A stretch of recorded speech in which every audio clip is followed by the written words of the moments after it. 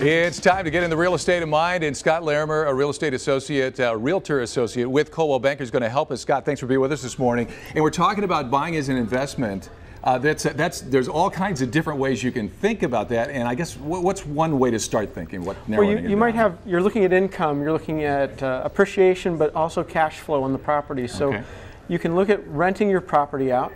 Are you going to look at a long-term rental or a short-term rental?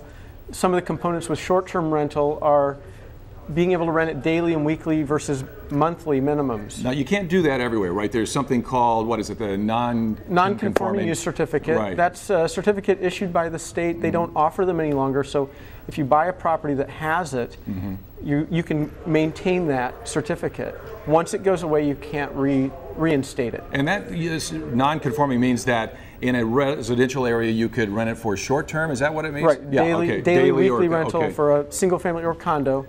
And you have to also abide by subdivision covenants or by a building if you don't have that certificate. There's a lot of considerations when you're thinking about this, so it's important. What are some other things you need to think about when we're planning that investment? Well, when you're looking at that, you have taxes to consider. If you're renting out daily, weekly as a short-term rental, you've got a higher tax rate. But you also have greater income potential because you can rent on a daily, weekly rate.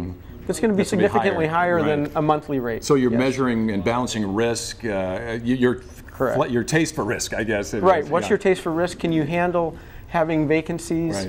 If you're in Waikiki, you're going to have much higher vacancies if you're on a daily, weekly rate. Rather than long term. Hey, speaking of Waikiki, you've got a property there that we wanted to kind of show as an example of an investment kind of. Yes, I do. Yes, it's Waikiki Sunset.